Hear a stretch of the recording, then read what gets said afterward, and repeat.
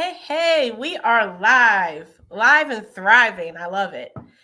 Hi, I am your host for today, Ashley Jackson with Timeless Dream Events, with my lovely, beautiful sister from another Mr. Meriam Boldewijn, all the way from the Netherlands. Miss Meriam, please introduce yourself to the listeners. Thank you so much, Ashley. I can't wait to dive deeper into this subject we have today. My name is Meriam Boldewijn. I'm a caregiver to both my husband and my brother. I'm the author of Caregiver 2.0 From Burnout to Powerhouse and the proud creator of the recently launched program 21 Days to Balance Caregiving. Yay! Woo-hoo. Congrats, Miriam. I Thank can't you. wait. I can't wait. Caregivers need it. But without further ado, I do want to introduce our guest speaker for today. I cannot wait for this discussion. I know us as caregivers, we really need this. What Venus Senior has to tell us today. She is a medical billing benefits specialist. And she has written a book called Is Your Cash in Your Doctor's Stash? And honey, when you read that book Mhm. or listen to what she has to say today, you better be checking to make sure your cash ain't in your doctor's stash. All right. So without further ado, Venus, you have the floor. Introduce yourself. And thank you for Thank you, being thank you, thank you for having me, Ashley. So, guys, my name is Venus Senior, aka the Patient Account Detective. here. Love it. I am a certified revenue cycle specialist, a healthcare payment strategist expert, and I am here to share with you tips on understanding your medical bills. And yes, I am the author of Is Your Cash in Your Doctor's Stash? So if you haven't gotten a book, please get the book. We'll give you more information and details at the end of the broadcast. But yes, thank you for having me, Ashley. Yes, and not to mention everybody tuning in live. Please engage. Please give us those likes. Any questions you have, please Yeah, respond. yeah. Wherever you're tuning in from YouTube, Timeless Dream Events Facebook page, or the caregiver group that I admin, please send us your questions. I am giving a copy of Venus's book Is Your Cash in Your Doctor's Stash Away to one person who is engaging in this live. So thank you very much. I particularly don't even know where to start. I read your book in one day. Um, and I think I even messaged you and Miriam. I cried Mhm. when I read it because this whole medical billing situation is so frustrating. It's it's hard, especially on us caregivers who we're pulled to one side because we are trying to take our person, our loved one, to the doctor. We're trying to make sure sometimes in some cases that they stay alive, that they're getting the treatments that they need to get, they're getting the medicines that they need to get. So what what is the biggest issue that you see come through? um People, individuals just not understanding the cycle itself. In the industry, we actually call it the revenue cycle. But for customers, patients, it's more so. I guess the biggest thing that I see is that they just don't understand. And when I say understanding, I'm talking about their benefits, mhm. what they really do and do not owe, what they can be billed for, how to dispute, certain things as it relates to their medical bills, how to ask questions and really get understanding. Again, the biggest thing is just understanding the whole cycle, and it is a cycle. And what do you mean by that cycle? Can you dive a little deeper into what that means? Absolutely. So, from a medical profession standpoint, we call it the revenue cycle. Okay. And the revenue cycle is when, from start to finish, Mhm. of the treatment of the bill. So when a patient comes in, this is the beginning. The patient comes in, or actually, I'm sorry, the beginning is you call and you make your appointment. Okay. You make your appointment, and then after your appointment, you go in to be seen by the provider. After you're seen from the provider captures all the details of that visit. They then send that information on to what we call a charge entry department. From charge entry, then it goes to a coding department. From the coding department, it then goes to the billing department. From the billing department, then it goes out to your insurance carrier. From your insurance carrier, it comes back to the provider. And then to the provider, then we deal with, okay, is this response that we receive from the insurance company, is this the final say? Is there something we need to do as the provider? Should we appeal? Is it something we need to reach out to the patients about to get them involved? It's a whole cycle. That's just pieces of it, because each individual piece that I just shared, it does and can involve more in-depth research, review, even before those steps that I just shared happens. So for instance, when I say that you call in, you make your appointment. Okay, you make your appointment, you go see the doctor, but before you go see the doctor, the provider should, if you have insurance, they should verify. Is your insurance active?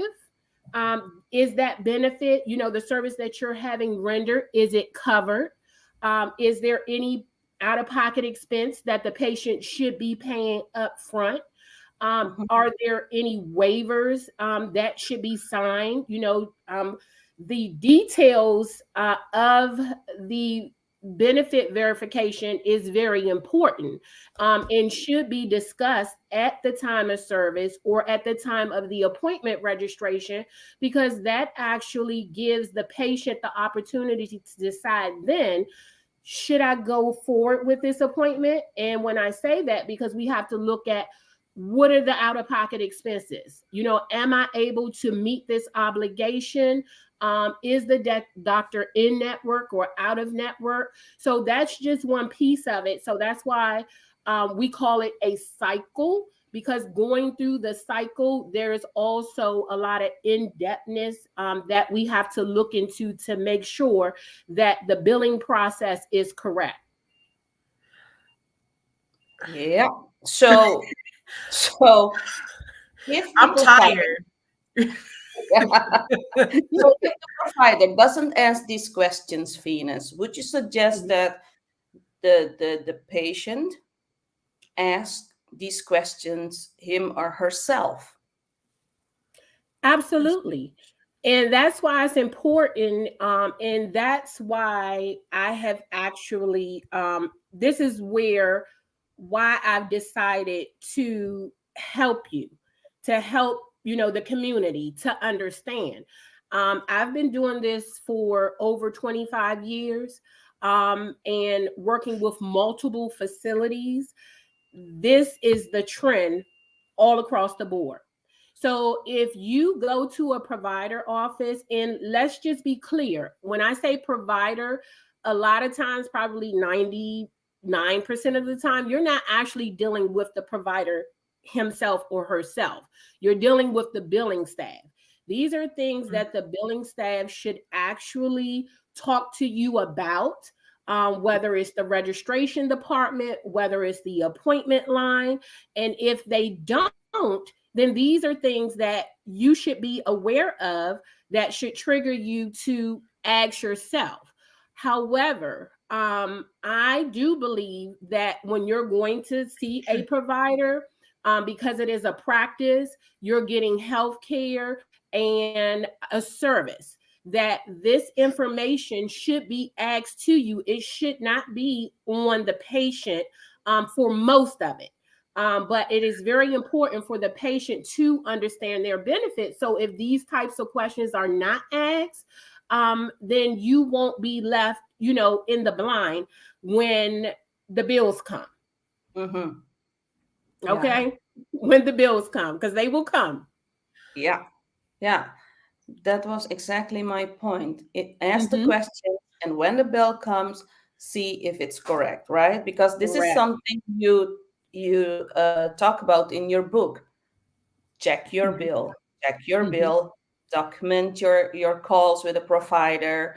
You Mhm. know.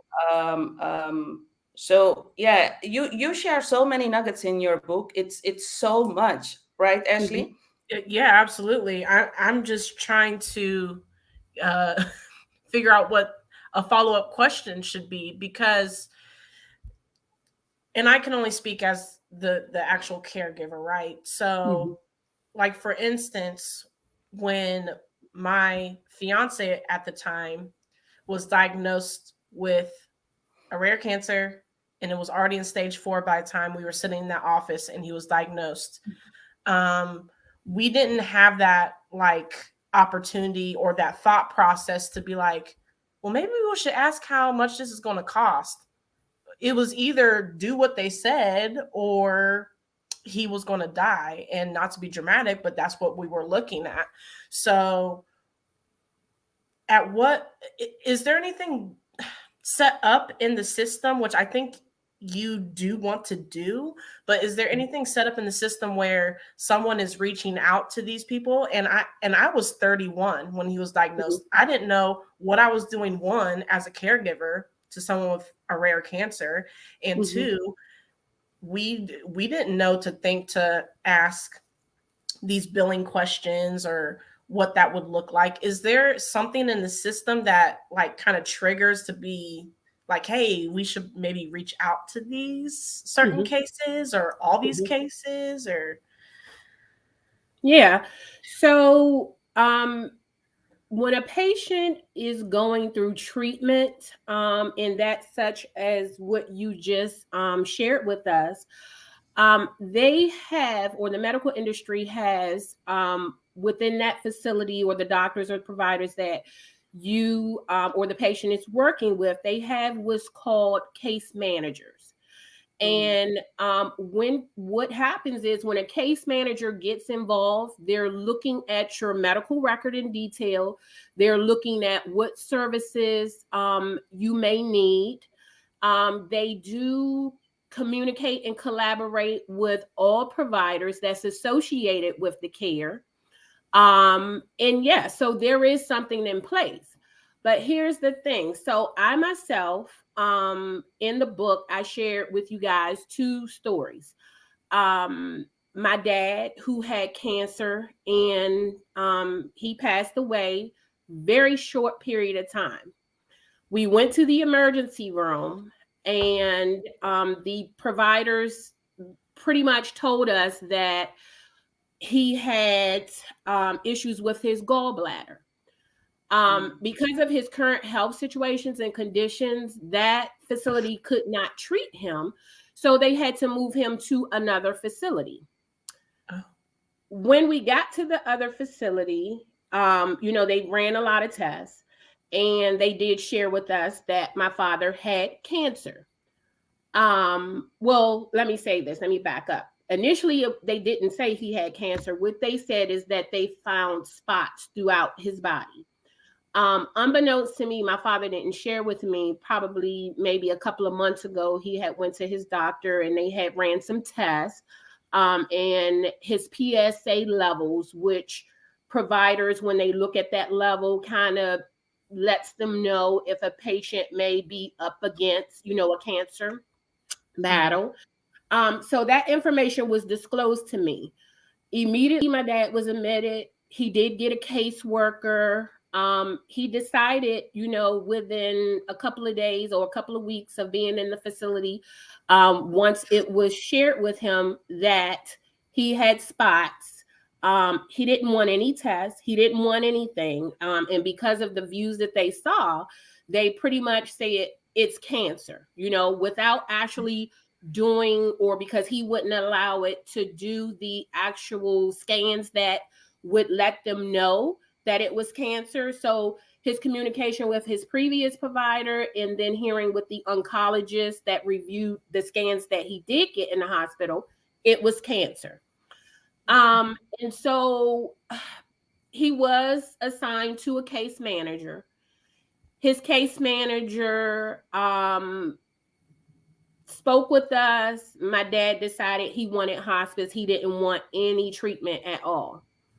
And I kind of had a problem with that, but I was willing to accept his wishes and what he wanted to do as it relates to his health.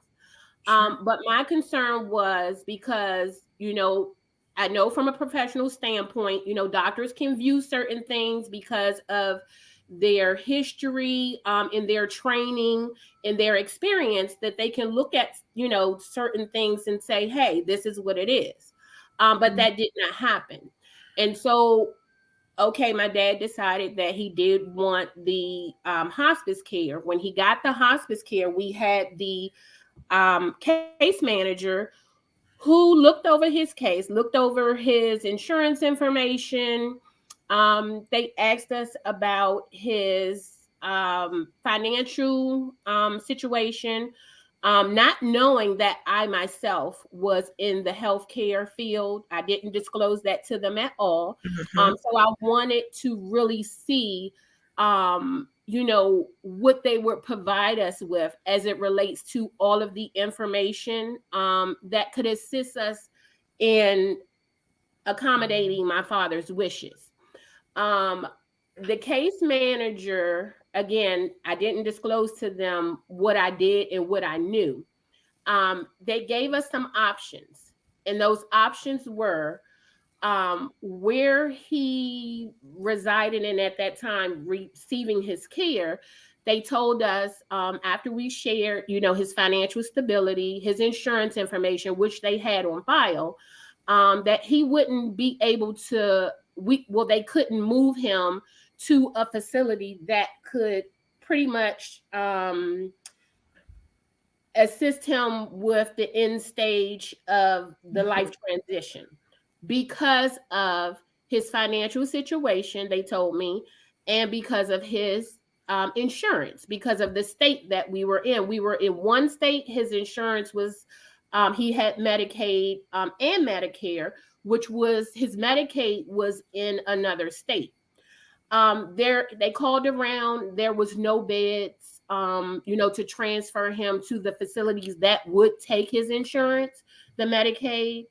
And I guess probably after a couple of days after they looked, they decided to do hospice care in the hospital. And which to me was very heartbreaking, I would say. And the reason why I say that is because they told us that they couldn't treat him initially, do the hospice care in the hospital because of his coverage. Then they told us they couldn't transfer him because there were no beds. Then they said that the facility that they thought they could transfer him to, that there may be an issue in the monies that would be due after they even took his, the income that he did have. So they looked to family, to come up with this, with the balance. And when you're talking about patients that we know that's getting ready to go through an in-life transition, because face it, hospice,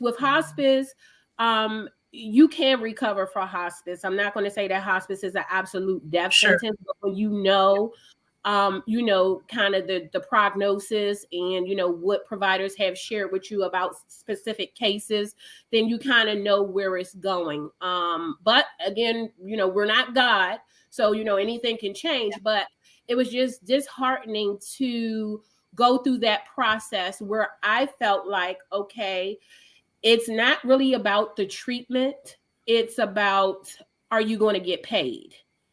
And how are you going to get paid? Wow. Because we ended with doing the hospice at the facility.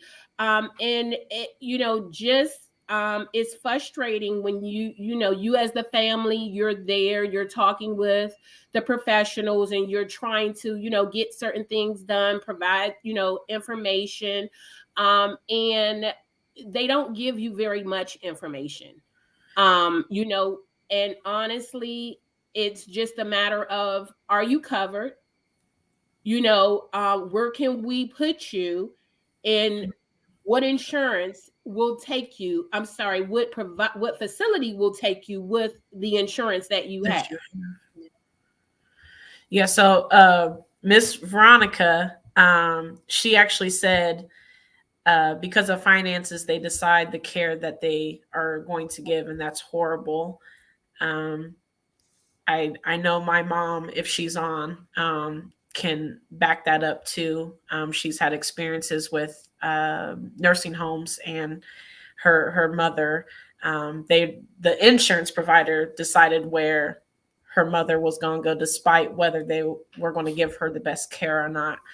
Mhm.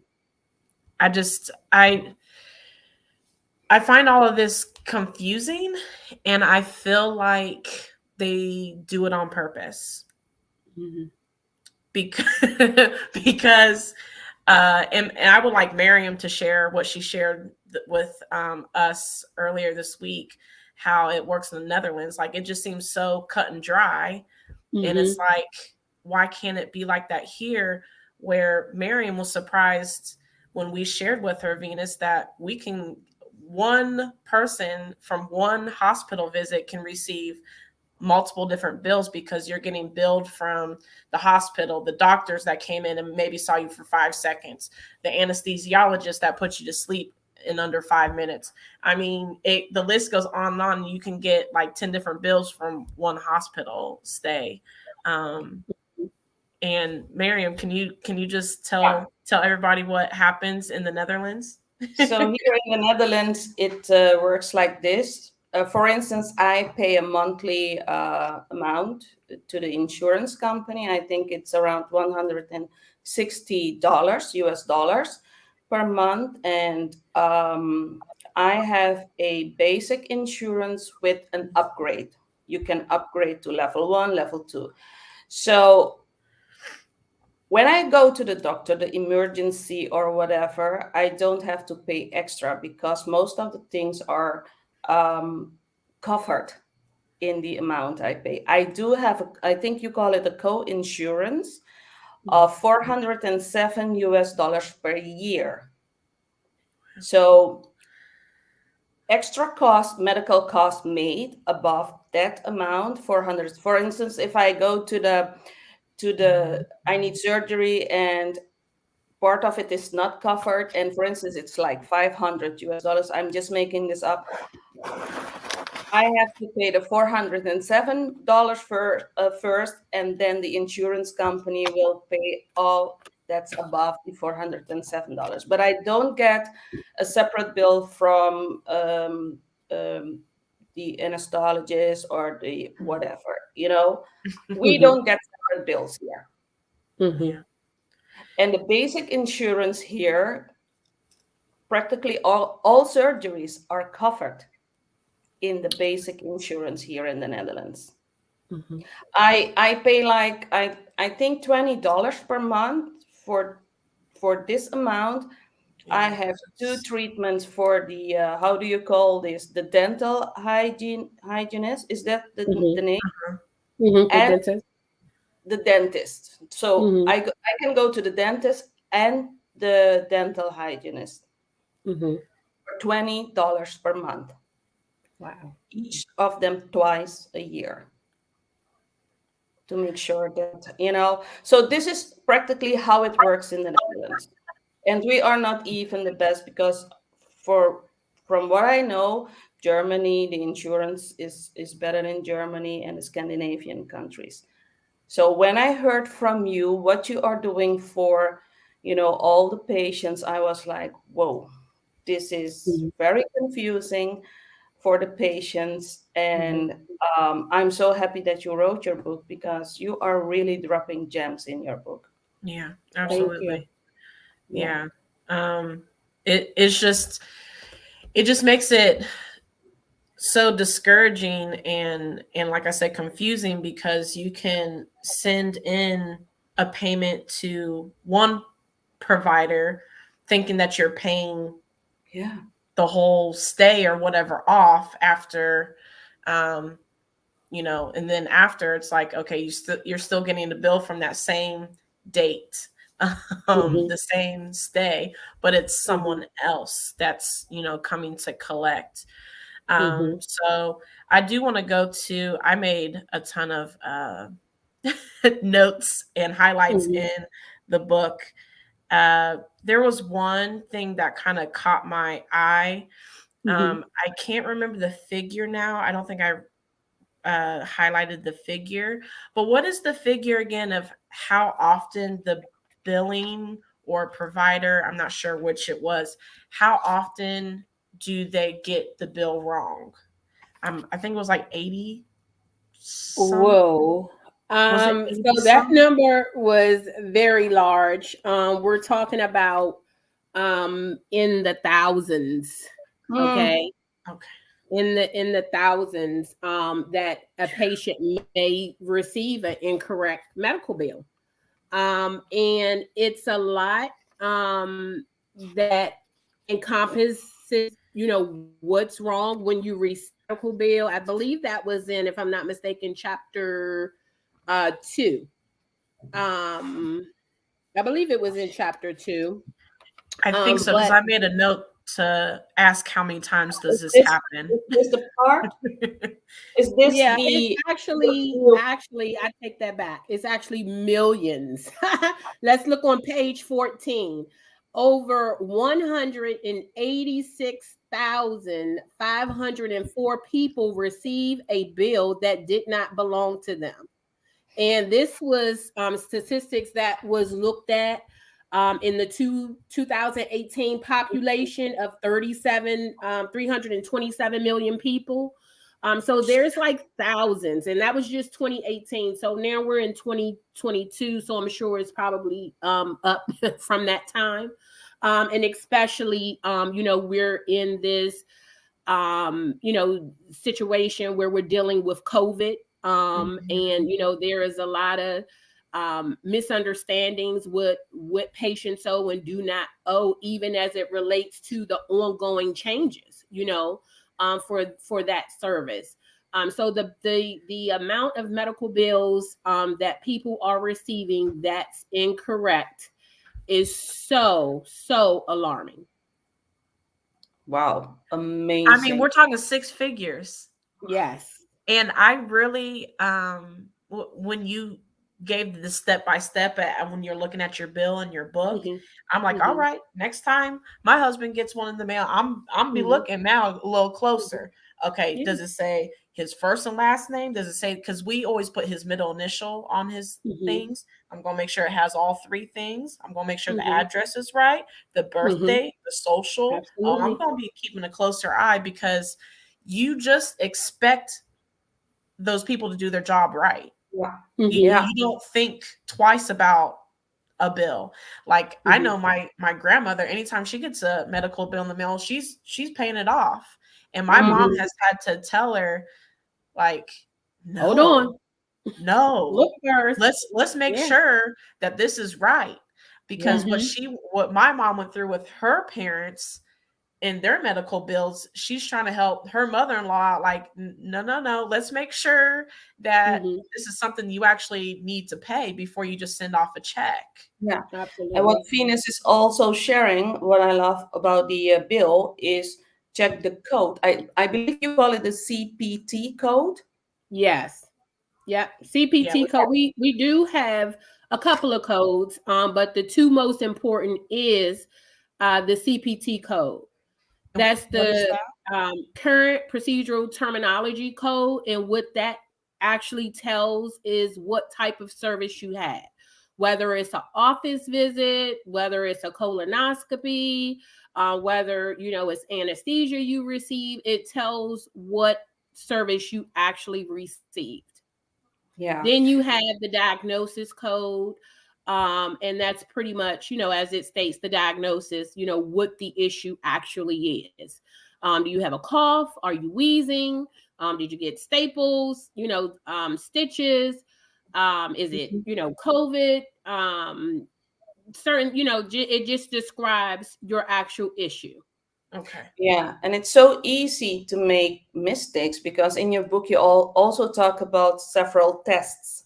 Test Mm-hmm. A for that Mm-hmm. amount, test B for that amount, but Mm-hmm. sometimes they mention the same test twice on the bill. Absolutely. Yeah. And that's where we call Meriam duplicate billing. And so specifically talking about what you just mentioned, the test, we're talking about a patient may have a cold, and you know how we want to do tests to see if, the influenza, do you have strep, or, they take the Mm-hmm. swab and they swab you. But it's Mhm. very important that, they can take one swab, but actually they're testing for two separate things. That's why it's important when you are receiving treatment, open your mouth, communicate, with the provider. What are they doing, so that, well, what type of test is this, and what does this do? You want to ask these questions, because when you get the bill and you look at the bill and you're being charged for a strep test and you're being charged for, let's say, I'm trying to think of something I can use as an example as a strep. Maybe they have a code on there where they gave you a breathing treatment. Did you Mm-hmm. have a breathing treatment? Did you have the strep? Did they test you for strep A and strep B? These Yeah, are the questions that you have to ask. yeah, So are you saying that sometimes things can be on the bill that didn't even happen? Is that what Absolutely. I'm hearing? yeah, Absolutely. yeah, Yep. yeah. Look, Absolutely. look, I'm And gonna I be looking at want my to bills say, now. yeah. So, and here's the thing, because I don't want anyone to think that it's done deliberately. We have coders that are humans, right? Sure. And sometimes, they're new to the industry. Maybe they don't know what code to use. They're reading from a provider's chart and they're trying to interpret what a provider is stating, and that's how your services are coded. So they may make a mistake. Yeah. That's why it's very important for you to understand the service that you are having rendered and what was done, because they do make mistakes. They're human. Okay. Yeah, yeah. So, Venus, do you also suggest that when you receive a bill, you check Mhm. the bill right away and call your insurance company or provider? So, in your book, you're also talking about there's a possibility for patients to pay the provider in cash.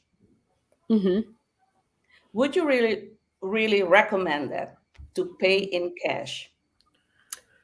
Um, so my recommendation for payment is, some people like to use cash, some people like to use cards, vice versa. The key thing to remember is keep track of how you paid, because Uh-huh. ultimately it's up to you. Myself, I don't really like to use cash. I like to use cards. I've heard Paper some trail. patients say they don't like to use cards because they don't trust that their information will be secure. As you know, well, maybe you may not know, Miriam, I don't know if this happens in the Netherlands, but there's a lot of identity theft and fraud that goes on in the US, and specifically with medical billing, as it relates to patients providing their financial information to make their payments. And quite frankly, some of them are just scared, to give that Mhm. information, or they just rather not. They rather pay in cash. The key thing to remember is get a receipt. Yeah. Make sure you have a signature, of someone. Remember who you spoke with, who you paid, and just keep that documentation for your purposes, because you just never know. When you discard it at that point, I would say discard it once you did get confirmation from the provider that this service has been taken care of, meaning after you've paid, you still have your receipt, but hey, I'm calling the provider to ask them, send me an itemized bill to show Okay. me on your documentation that this has been taken care of. And then myself, I still keep the receipt. Okay. Yeah, I put in the comments, get and keep those receipts. Absolutely. But I do want to shout out, thank you, Tanja, for being here and sharing your experiences. She mentioned that we got a bill with all of our info, but we hadn't been to the hospital for the diagnosis that we were being billed for. We went in for a whole different case. What happens there? Like, how does that even happen? So again, that could have been where they went in for service. Well, she said they hadn't even been to the hospital yet, correct? For that particular diagnosis. Okay, for that service. Yeah, and that happens quite often. Okay, so I've seen where I've spoken and worked with patients who received a bill. In this case, they've never even been to the facility. They've never even been to the facility. So in this young lady's case that just shared here, she's saying that they did, but it wasn't for, anything that they had been seen for. And so it happens all the time. Again, it could be multiple things. One thing being, sometimes patients, this is one example, they have the same name and the records get mixed up. And someone who is keying that information is, they're not thorough, not deliberately. I'm not going to say that. But the information, they're just not taking the time to make sure that they're documenting the correct account. And things get mixed up. Who knows? Maybe they were having a bad day and they just, had one record and, they're doing this, doing that, multitasking, and just happen to, key in the wrong information on a wrong account. And maybe the service that they did have rendered didn't have rendered should have been on another patient's account. But it was placed on their account in error. So in that case, that would be a case where you definitely, that's why it's important to look over every bill that you get, because you want to make sure that you're being billed for, the service that you had rendered. Because in that case, in many cases, patients are receiving bills for services they didn't even have. Wow. You really have to be your own champion. Yeah, you absolutely do. Or you have to have someone in your corner, especially, in situations where, you have an individual that's, sickly. You need an advocate. You cannot go at this alone. I don't think that, we should just, if you are, even if you're not sick, guys, you need to have an advocate, because if you're not going to take the time to look over your benefits and understand your benefits and what you are responsible for and not responsible for, you can pretty much be paying for things that you simply don't owe. You're just giving money away. Yeah. So, Venus, can you share a little bit more about the doctor's stash? What is the doctor's stash? Okay. And so that title, let me say this disclaimer, is not to discredit any provider or their billing staff. This is to get the community to really think about, money, the doctor's stash, what's going on. I'm trying to get you guys to look, to make sure that what you're paying for as it relates to your medical care and treatment, that you really do owe it. Okay. And sometimes you have to take the time to sit down and really review this information. So the doctor's stash is what I like to call, and this is just, what I created. It's a pile of money that sits in a bank account. So think about it. When the insurance company or you make a payment, the payment goes to the provider or the facility. Let's say that the insurance company denied the claim that was submitted on your behalf and said you absolutely did not owe this because we received this, it's past timely filing, is one example, or for whatever reason, you're not responsible for it, okay? Authorization wasn't provided, wasn't given or submitted, and you're not responsible, but you paid for it. So if you paid for the service, sometimes patients will make payments up front if it's their deductible, co-insurance, co-pay. Sometimes I've seen patients, I don't know why, they want to just pay for the whole service up front until the insurance company pays. But if you never come back to get that money that the insurance company said that you did not owe, okay, it sits in an account, right? Of course, it's an organization. So, of course, they have overhead and they pay out and so forth. But overall, money comes from a claim that was submitted or a treatment that you paid for, and it sits in the bank. So, when you put your money in the bank, what happens to your money that goes in the bank? Interest. Good question. So, if it sits there and I never give you your money back, it sits there and it grows interest. So if you look at it in the sense of where, excuse me, if you look at it in a sense, if it's, let's say, $1 million in an account, let's say the interest, well, we know the interest rates are not good right now, but even at 1%, $1 million, it's growing interest. Okay. And there's millions of dollars when you really delve into this book. There's millions of dollars that patients don't even know that's due back to them, that still sits in the accounts, that's growing interest. That's growing interest.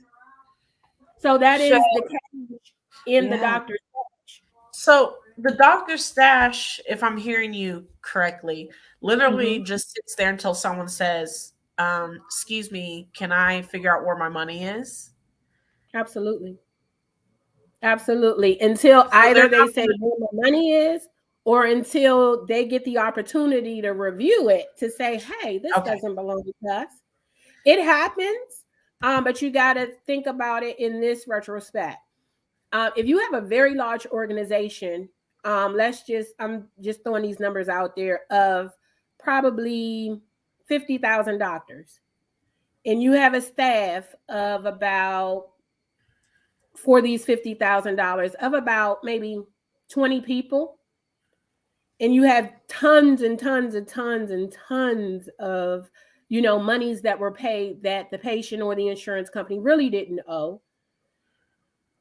How much can those 20 people get through, like literally, on 50,000 providers' accounts in a month? Think about that.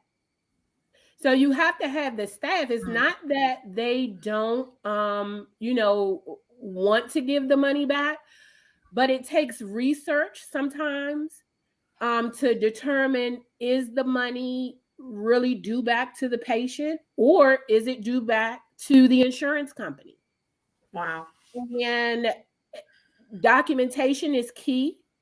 And they really have to review the documentation to determine, so many things happen through a transaction when it relates to claims being paid by the insurance company or the patient, and, what was said on the account. You have to really go through those accounts to really look at each individual, give it that special attention to make sure you're really doing it a service, to make sure that the patient, or the patient or the insurance company is really due that money back. It's just not as simple as you see a credit on the account and I'm going to refund the patient, or I'm going to refund the insurance company. You have to really do the research to see who that money is due back to. But you as a patient can ask if you have credits on your account. Am I saying this right? Yes. I tell everybody, when I say everybody, I mean everybody. It doesn't matter the relationship that you have with your provider. I have a very good relationship with my provider. However, I always, at every time that I make an appointment, and I look at my medical claims very closely, I still ask, do I have a credit on my account? Do I have a credit on my account? And in some instances, I have had a credit on my account because they had me to pay a copay when I went to the office. However, when the insurance company processed the claim, I didn't know anything. I didn't know anything. And in this instance, I typically, when I go for my visits, I know the service that I'm having rendered. So I know what my out-of-pocket is supposed to be. But in this case, this particular day, there was a lot going on in the office. And, sometimes you don't want to, interfere with the staff, especially, when you notice certain things going on, like new training and so forth. So I know I'm one that I can, wait till my bill comes. I can look at it and I can see, what happened. Was I truly, billed for what I was supposed to be billed for? Do I owe anything?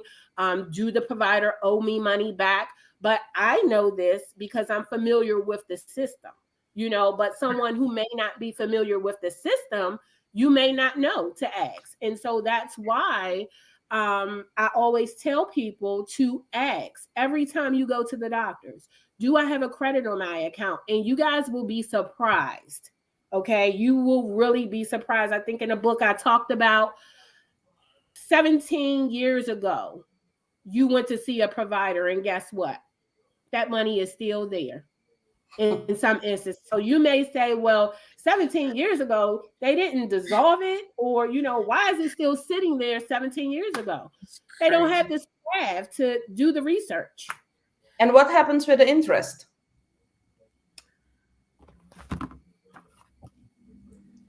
She says, she talks about it in her book. I know. That's why I asked. So when you say interest, the money is building up. This is revenue, right? Revenue for the organization, for the company, for the provider, and think about it. Staff have to get paid. The CEO have to get paid. The CFO has to get paid. You know what? Have you even considered what a hospital CEO or CFO makes? No, I don't even want to know. And I'm going to leave it there. I'll leave it there for you guys. And so it's just really important, guys, if I can't stress anything, to make sure you read your explanation of benefits, to understand your benefits, know what your benefits are, understand your out-of-pocket expenses, your co-pays, your co-insurances, your deductibles. When you're picking your plan, think about what I tell people all the time. When you're picking an insurance plan, for, I know us in the U.S., it's kind of tricky. It's almost like car insurance, so to speak. And when I say that, I compare it to, in the U.S., we have what's called liability insurance. Where if something happens, it may just cover the other person's car. And then you have full coverage insurance where it would take care of a lot more. Your car, the person's car, a lot more. And so, we don't know, what we may come up against health-wise. So you have to really choose your benefits carefully, because I could be a healthy individual today, but a sickly one tomorrow. If I did not pick a plan that had certain things covered, then my out-of-pocket expense is going to be astronomical. Yeah. So it's very important to consider those factors, especially when you have a family. Not even just a family, yourself in general. It's time to go to the hospital for my dad. Does he have the coverage that he needs? It's time for my aunt to go to the hospital. You guys read it in the book. We had to fight because she didn't have the insurance that certain providers would take in order for her to feel that she was getting the best treatment. Okay. We should be able to pick the providers that we want to be cared by. But the providers do not participate with some of the insurance companies, and it's their right. They are the ones who pick and choose who they want to contract with. So you may have a doctor that you're seeing today, but you change your insurance, and guess what? That doctor doesn't participate with that insurance, so you're going to pay a higher out-of-pocket expense. Then you're in the space of deciding, do I want to stay with this doctor and pay this out-of-pocket expense, which is much higher than a in-network doctor, or do I want to change doctors, find another provider that I need to get comfortable with, and hope everything goes well, that I'm very comfortable with the treatment, the care that I'm receiving from that doctor. So it's just a lot. You really have to look at your benefits and make a decision on what's best for you and your family. You can't just say, hey, I'm going to just choose this one because I like the name. I've heard of Aetna. I'm going to choose Aetna because I heard they were a good insurance. I'm going to choose Blue Cross because I heard they were a good insurance. So here's the thing you guys need to know about that. Ashley, Miriam, and Venus can all three have Aetna. And all of our plans are different. They cover different things. Okay? What Ashley's may cover, Miriam's may not cover. Venus's may not cover either one of those, but we all have Aetna. Okay? So just because you have Aetna, all of us have Aetna, does not mean that we have the same coverage as it relates to different treatment and services. So do not pick the insurance based off the name. Or my cousin has Blue Cross. My aunt has Blue Cross. Their claims were paid. They don't have, their copays are this, it's less. They hardly pay anything. Every organization works with the insurance company contracting wise to decide what's going to be covered and what's not going to be covered. So, like, if getting to Medicare, Medicaid, if someone they say that they have Medicare, Medicaid, but then there's like Blue Cross Blue Shield or CareSource, or those contract with Medicaid or Medicare, like how does that all work? Sure. So what happens, you have what you call, as it relates to Medicare and Medicaid, you have the traditional pieces. Okay. The traditional pieces is when it's just the plain Medicaid and when it's just the plain Medicare A and B. Okay. Sometimes C, sometimes D. So what happens is now how Medicaid, back in the day, they weren't like this, but it's been a while now. Medicare and Medicaid have partnered with different insurance companies like your Aetna, your Blue Cross. And what they've done is certain benefits they cover which your traditional plan would not cover.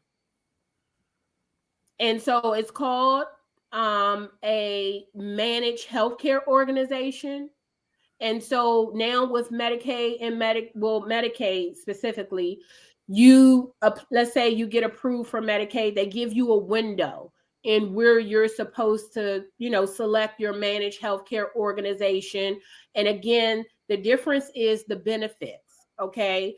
Traditional Medicare, Medicaid may not cover as much as the managed care organizations. And each of the benefits are different. You have a Mary Group, Americaid. It's so many different names, and especially different when you have the out of state Medicaid. Their names may be a little bit different from what we're used to here in the DMV area where I am. There may be, a little difference in the names, but ultimately it's your managed healthcare organization, and the difference is the benefits.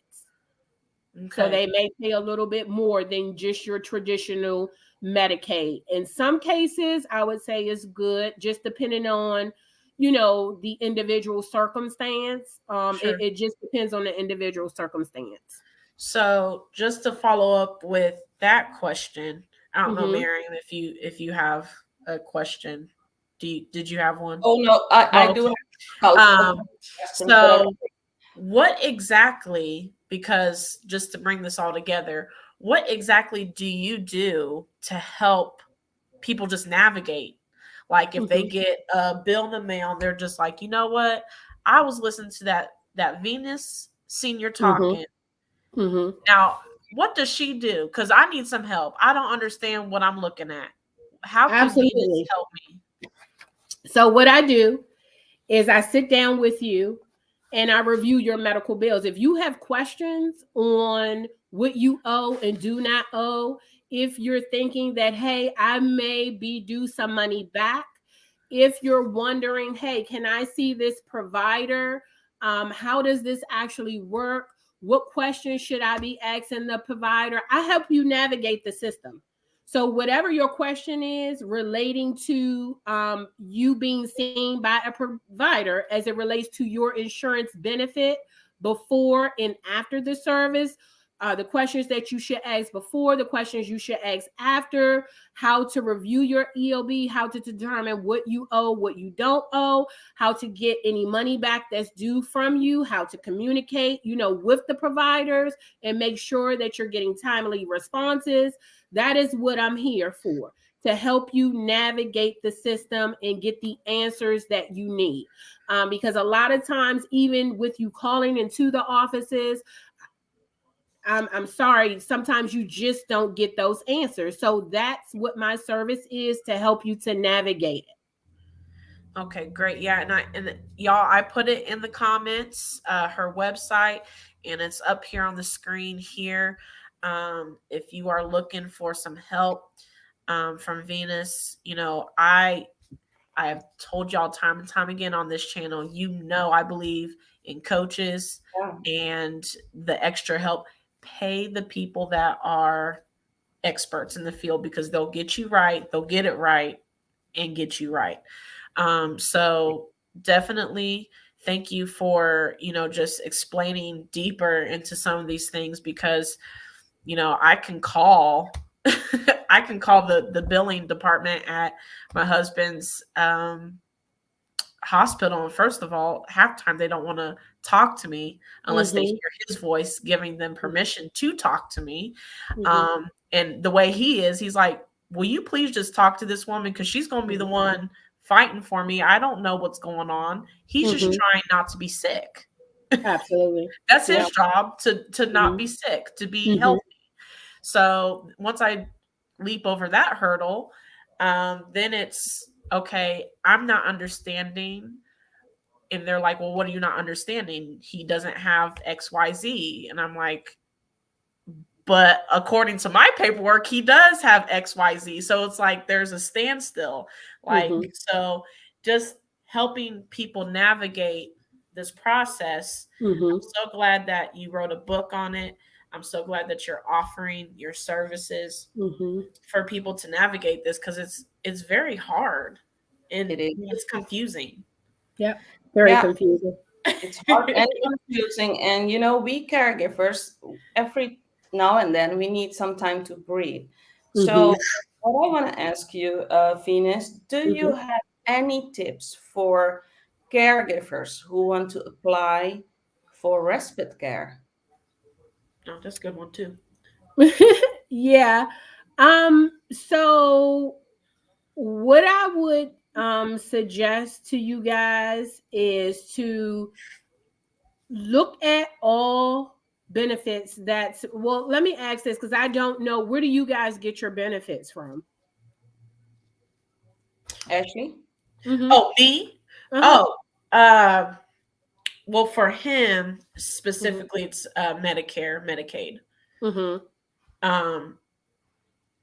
I'm an entrepreneur, so I just get whatever. I get whatever the healthcare is. I don't even know. See, I don't even know my own, because I barely go to the doctor. That's sad. Okay. Well, we have to change that, Ashley. We'll talk more offline about that. Ma'am. Yes, ma'am. But Meriam, what I would suggest ultimately is just start reaching out to the different carriers and look to see what they have to offer. And then from there, they should be able to give you details about, what they offer as it relates to caregiving services. All plans, they offer so much. And, each plan, has a variety of things that can assist you. It's just a matter of, connecting with that plan and asking the questions. I don't particularly deal with that piece of it. I just deal with the piece of, once your benefits are in place, and things get to going through that cycle, I am the one that helps you to make sure things have been done correctly. See, another gem. Mm-hmm. Yeah. Amazing. Yep. So what if you can't pay your bill? Can you negotiate? Absolutely. So, absolutely. So, a couple of things. When you don't have means to pay your bills, the first thing that you want to do is speak with that provider's office. See if they offer self-pay discounts. Okay. Self-pay discounts is one way. Another important piece to that is financial assistance. Okay, all providers, they operate differently when it comes to the financial assistant piece. Some providers may say, if you have insurance at all, we can help you. But there are some providers, if you have insurance, they're willing still to look at your financial situation to determine if they are able to assist you with adjustments, and sometimes talk to the provider themselves, especially if you have a good relationship with the provider, because ultimately your answer is in the hands of several different people. It could be the billing office itself, where you just get that flat out answer, no. Or, we can help you with this. But if you go to your provider and you have that relationship, you could possibly, get some additional discounts just by communicating with them. So there is self-pay discounts that you can ask for when you absolutely do not have insurance. And then I've seen that to be anywhere from 15% to 25%. Again, depending upon your relationship with the provider, they may even discount it for more. But you want to make sure also that you do, patients that don't have insurance, explore your resources. And what I mean by that is Medicaid. Apply to see if you would qualify for Medicaid. And if so, for most Medicaid, whatever they pay out, the patient is typically not responsible for anything. If anything, it's a small copay. A very small copay. I've seen it be from $0 to maybe $15 at the most, if that. But for the most part, once Medicaid pays, you should know anything. Wow. Okay, so that's self-pay discounts. You would ask for financial assistance. You would ask for, and also apply for Medicaid. You're muted, Ashley. Sorry, they're out here cutting grass and stuff, so I had to mute myself. So what about if you've gone through that whole process and they're still saying, we don't want to negotiate any kind of smaller price or anything? What do you suggest then? Then I would ask for a budget plan. Ask them to put you, if they don't want a discount in any, you ask for self-pay discounts.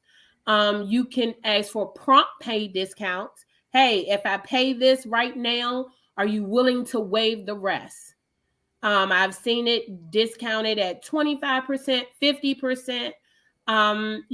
Because they want to get paid for the service. And sometimes by the time they send it to collections, collections gets about estimated 20% off of what they've sent over to them, when they can just assist you, and give you the discount and don't even have to worry about the collection piece.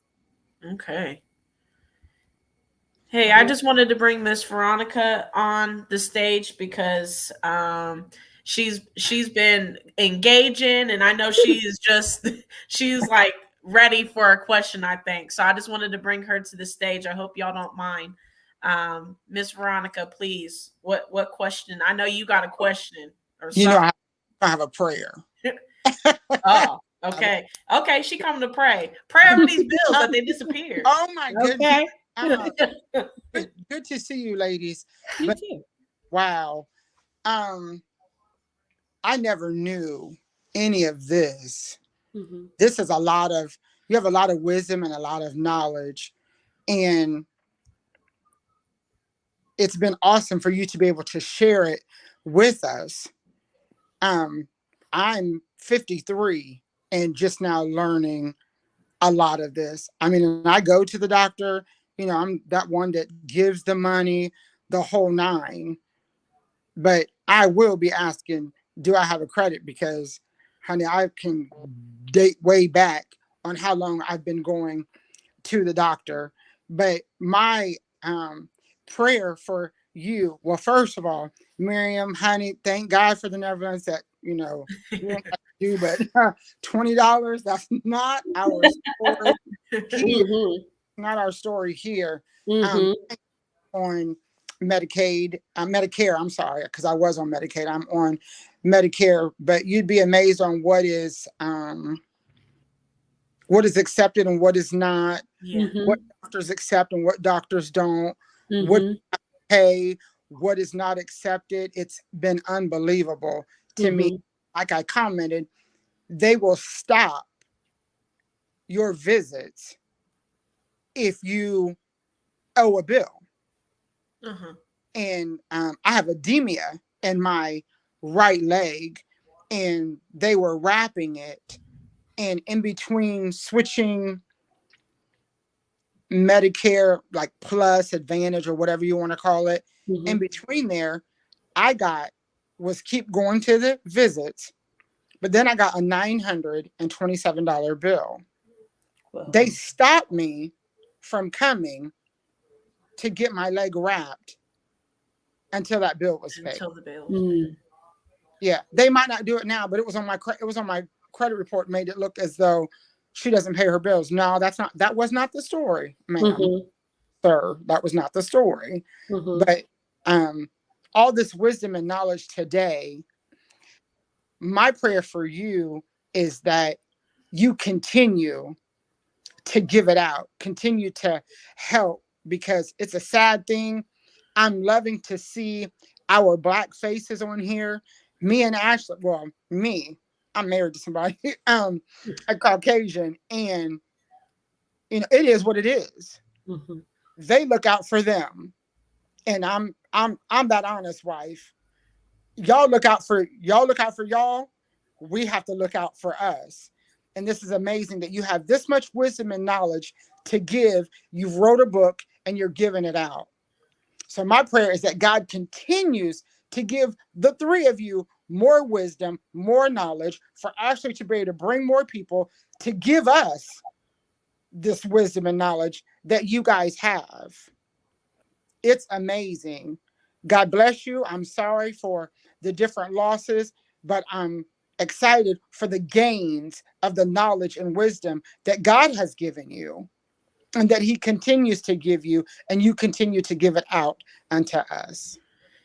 And Veronica, I love that you brought that up, because my closing question to Venus was actually going to be what she has in store.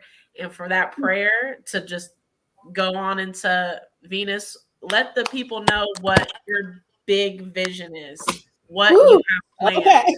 Because Veronica, if I let Veronica keep going, she gonna preach, because that's what she does.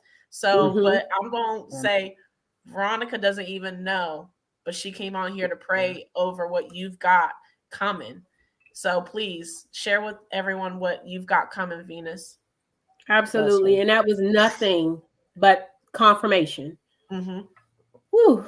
Okay, so this has been a passion of mine for many, many years. As I explained to Meriam, And Ashley, this is not the path that I thought I would take. I ended up in this to help patients. And when I tell you I'm so passionate about it, I'm so passionate about it. You can tell. I have been, okay. I'm sorry. No, take your time. Let me tell you guys what's in store. I want to help you guys so much so we talk about how we give back, how we be of service to people. Yeah. In the beginning, this business, I wanted to help people so much. But this is a business in where I want to give back. I want God to get the glory from it. That's it. With that being said, I'm working on an organization, nonprofit, to where I will be raising money to help pay medical bills. My God. All monies and proceeds will go to help people pay medical bills. None of it will be, it would not be personal. It will be personal on the fact that it will be helping to pay your medical bill. Your medical bill. It's so much, so many bills that are out there that truly you do not owe. I was working with a patient client the other day to where he's in the process of purchasing a home, and unbeknownst to him, as you know, the mortgage lender runs his credit. He has over a $3,000 bill on his credit report. Yep. And speaking with him, and me doing the research for him and helping him, come to find out he provided his information 2 years ago. It was the lack of understanding of the staff that assisted him and didn't get his information in the system and failed to give him a bill. He's been fighting, and I've been advocating for him, and we're still waiting on the final result. But guess what? Because I know this man, I saw his insurance card. He's been insured since 2012. Why wouldn't you give your insurance information if you've been insured since 2012? There's no way you should be in with the credit bureau, and especially if you had other services that were paid by the insurance. Yeah. So guess what? If his bill didn't get paid and I had this non-for-profit, he wouldn't have to go through this. It will be paid for those patients that cannot afford medical care or to pay their bills even after insurance, because there are some cases like that where they really can't afford to pay. That is where this nonprofit is going to come in, and it's going to pay for medical bills. I am going to be partnering with an organization, and you guys can look them up.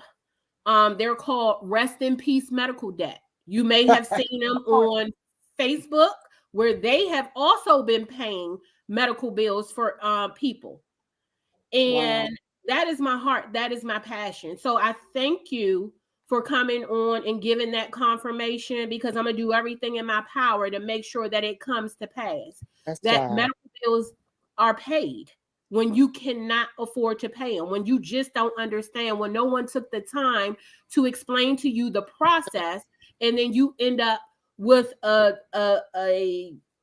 just a ton of medical bills that you just didn't understand. You're sick. You're focusing on your treatment, your care. The providers are focusing on your treatment, on your care.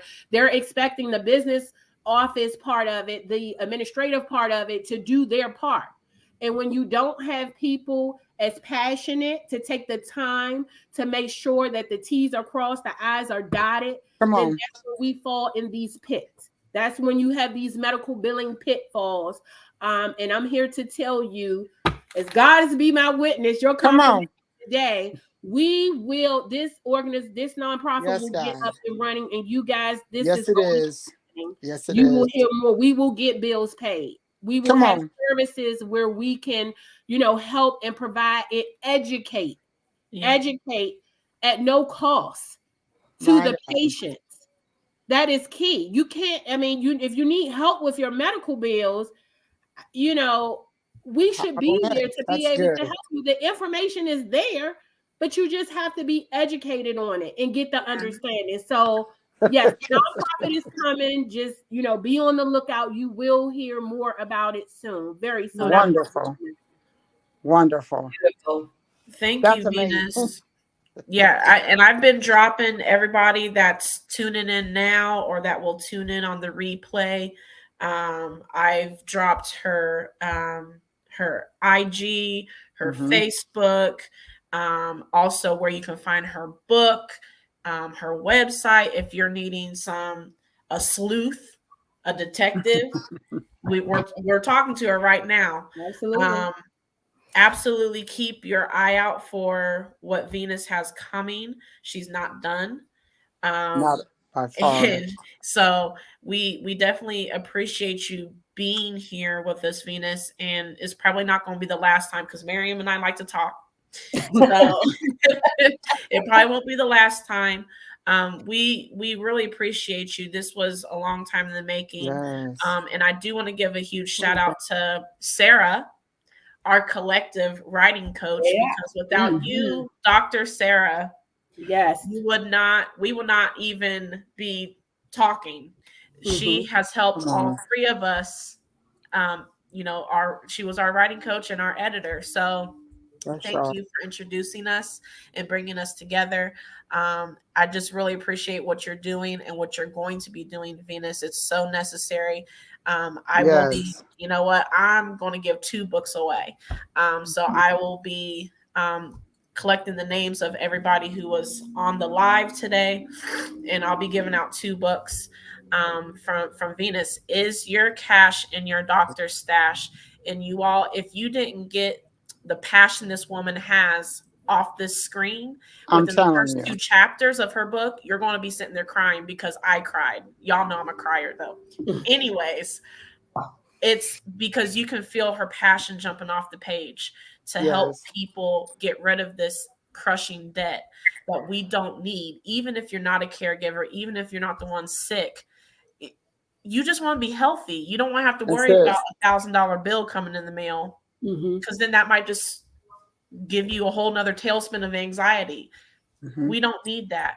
We have people in place like Venus who's there, really, really cares about the situation, about these medical bills, and how to help those find the cash in their doctor's stash. Meriam, Venus, do you have any closing remarks? There's only one thing I want to share. You know what I love about your book, Venus? The tips you share, talking about healthcare providers. I've written it down, so I'm reading it right now. What to do when reviewing your bill, the best method of payment, the blank pages. Guys, let me show you what Venus. This is just amazing. So after you're just not only reading her book. Look at the gem. Here's the screen. You can write your notes after reading the book, your own situation. So she's dropping so many gems. I mean, I don't live in the USA. I live in the Netherlands. But for me, even for me, this book is so valuable because I do help people from the USA, from all over the world. So it's important for me to know the things she shared today. So, Venus, thank you so much. You're welcome. You're welcome. And then lastly, I just want to say that share this book, guys, with everyone that you know. I'm sure this is the first, but it will not be the last. Nope. And only the beginning. Yeah, just the beginning. And I want you to know that I'm both a patient advocate and a provider advocate. Okay. I teach them to be able to bill your services correctly and bill you correctly. and I teach you how to understand what it is that you're receiving bills for and how to navigate the system. As I explained earlier, remember, it is a cycle. It is a cycle.